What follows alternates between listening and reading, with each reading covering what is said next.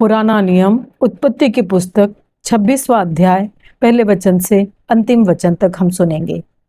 इसहाक का दृष्टांत।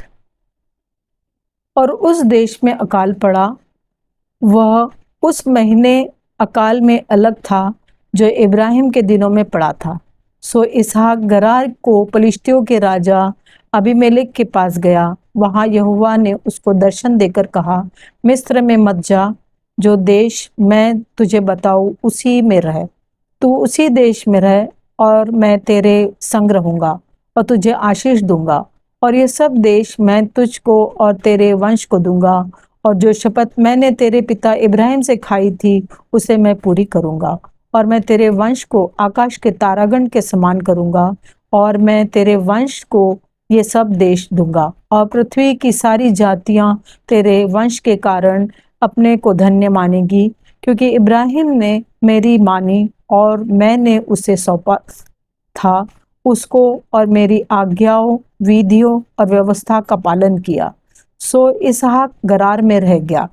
जब उस स्थान के लोगों ने उसकी पत्नी के विषय में पूछा, तब उसने यह सोचकर कि यदि मैं उसको अपनी पत्नी कहूँ तो यहाँ के लोग रिबका के कारण, जो परम सुंदरी है, मुझको मार डालेंगे, उत्तर दिया, वह तो मेरी बहन है। जब उसको वहां रहते बहुत दिन बीत गए, तब एक दिन पलिश्तियों के राजा अबीमेलेक ने खिड़की में से झांक के क्या देखा कि इसहाक अपनी पत्नी रिबका के साथ क्रीड़ा कर रहा है। तब अबीमेलेक ने इसहाक को बुलाकर कहा, वह तो निश्चय तेरी पत्नी है, फिर तूने क्यों कर उसको अपनी बहन कहा? इसहाक ने उत्तर दिया, मैंने सोचा था कि ऐसा न हो कि उसके कारण मेरी मृत्यु हो। अबीमेलेक ने कहा, तूने हमसे यह क्या किया? ऐसे तो प्रजा में से कोई तेरी पत्नी के साथ सहज से कुकर्म कर सकता, और तू हमको पाप में फंसाता। और अबीमेलेक ने अपनी सारी प्रजा को आज्ञा दी कि जो कोई उस पुरुष को व उस स्त्री को छुएगा सो निश्चय मार डाला जाएगा। फिर इसहाक ने उस देश में जोता बोया, उसी वर्ष में 100 गुना फल पाया, और यहोवा ने उसको आशीष दी, और वह बड़ा और उसकी उन्नति होती चली गई, यहाँ तक कि वह अति महान पुरुष हो गया। जब उसके भेड़ बकरी, गाय बैल और बहुत से दास दासियां हुई, तब पलिश्ती उससे डाह करने लगे। सो जितने कुओं को उसके पिता इब्राहिम के दासों ने इब्राहिम के जीते जी खोदा था, उनको पलिश्तियों ने मिट्टी से भर दिया। तब अबीमेलेक ने इसहाक से कहा, हमारे पास से चला जा, क्योंकि तू हमसे बहुत सामर्थी हो गया है। सो इसहाक वहां से चला गया और गरार के नाले में अपना तंबू खड़ा करके वहां रहने लगा। तब जो कुएं उसके पिता इब्राहिम के दिनों में खोदे गए थे और इब्राहिम के मरने के पीछे पलिश्तियों ने भर दिए, उनको इसहाक ने फिर से खुदवाया और उनके वे ही नाम रखे जो उसके पिता ने रखे थे। फिर इसहाक के दासों को नाले में खोदते खोदते बहते जल का एक सोता मिला। तब गरारी चरवाहों ने इसहाक के चरवाहों से झगड़ा किया और कहा कि यह जल हमारा है। सो उसने उस कुएं का नाम एसेक रखा, इसलिए कि वे उससे झगड़े थे। फिर उन्होंने दूसरा कुआं खोदा और उन्होंने उसके लिए भी झगड़ा किया, सो उसने उसका नाम सित्रा रखा। तब उसने वहां से कूच करके एक और कुआं खुदवाया और उसके लिए उन्होंने झगड़ा न किया। सो उसने उसका नाम यह कहकर रहोबोत रखा कि अब तो यहोवा ने हमारे लिए बहुत स्थान दिया है और हम इस देश में फूले फलेंगे।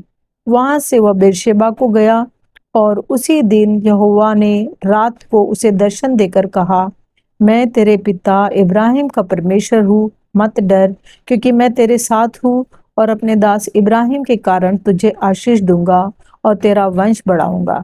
तब उसने वहां एक वेदी बनाई और यहोवा से प्रार्थना की और अपना तंबू वही खड़ा किया, और वहां इसहाक के दासों ने एक कुआं खोदा।